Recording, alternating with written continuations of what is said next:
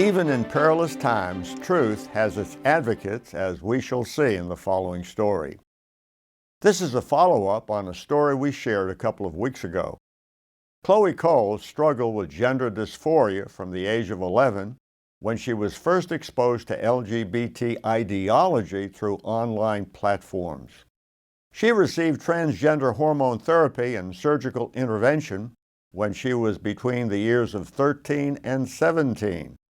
She is now a self-described former trans kid. Cole is actively raising awareness about the dangers of gender transitions on children and suing the doctors who performed transgender procedures on her when she was a minor.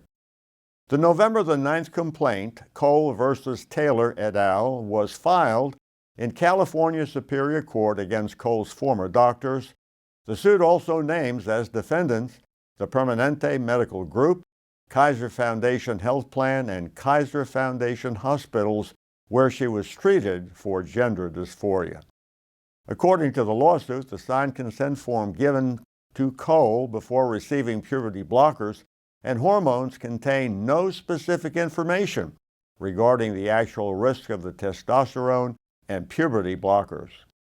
The suit also says the form failed to mention the known risk, including side effects like permanent sterility, increased risk of osteoporosis, bone fractures, and suicidal ideation. As a result of the so-called treatment the defendants performed on Chloe, she now has deep emotional wounds, severe regrets, and distrust for the medical system. Chloe's attorney, Harmeet K. Dillon, told Tucker Carlson that what happened to Chloe is medical malpractice and mutilation. Quote, "We intend to stop it, and we want to hear from other people who've had these problems as well. We intend to shut these barbaric and unnatural practices down," the attorney said. As we move on, let me ask you an important question. Do you ever think that a Bible verse painted in a personal parking space would be viewed as a dangerous threat? Well, a Florida high school employee says she's not okay after a colleague printed Philippians 4:13 in their personal parking space. That's the verse that says, "I can do all things through Christ who strengthens me." Marina Gentilesco, who is an instructional assistant in a high school in Florida, said that verse recalls memories of stories from her parents about the Holocaust. "I feel like it's attacking me as a Jew," she said. "You put it on a state-funded property. I'm not okay with it." Well, we're sorry that Gentilesco feels threatened by this verse, but Jesus was a Jew, and those words that were offensive were penned by the Apostle Paul, who was also a Jew. A school spokesman related that, to his knowledge, Gentilesco is the only staff member who has questioned the appropriateness of the message in the parking space. Students and staff are given the opportunity to personalize their parking space with a quote, phrase, or image, said the school spokesman. Moving on, I do want to say what may be obvious, but we are pro-life, really pro-life. All human life is important and sacred. When human life is devalued, everyone suffers. In a recent study, does legalizing assisted suicide make things better or worse? It was found that the rates of self-inflicted suicides increased alongside the number of physician-assisted suicides. The study found that women were the most likely to die by self-inflicted suicide in jurisdictions that have permitted euthanasia and assisted suicide.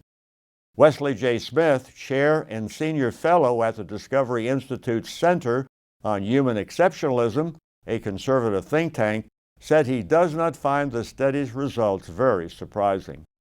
Assisted suicide advocacy is literally suicide advocacy, even if promoters deploy deflecting euphemisms such as aid in dying, Smith said. Quote, "A society cannot be pro some suicides and then be surprised that some suicidal people outside the permitted categories think it includes them." Close quotes. It is dangerous to encourage some suicides while trying to prevent other people from killing themselves.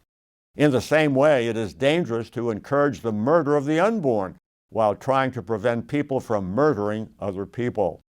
The pro-abortion crowd, including our president, has unleashed a tidal wave of disrespect for human life. The violence in our society is outrageous and shameful. At least some of it can be attributed to the pro-choice crowd. Friends, when you depart from biblical morality, you have departed from sanity. The culture will then be on a downward plunge from which there is no escape. We see proof of this all around us. Any political party or voting bloc of people that promotes abortion is the party of death. The very freedom from traditional standards that the left is seeking will destroy this nation and any nation that follows the same self-destructive course. I believe this is one of the reasons why depression and anxiety are multiplying in America at an alarming rate. The Washington Post reported, therapists say they can't meet the high demand as anxiety and depression linger.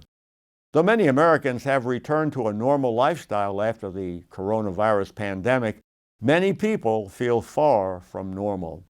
The majority of psychologists and therapists surveyed said that since the start of the pandemic, they have seen an uptick in patients who are dealing with anxiety, depression, and trauma, and that the demand for services continues to remain very high.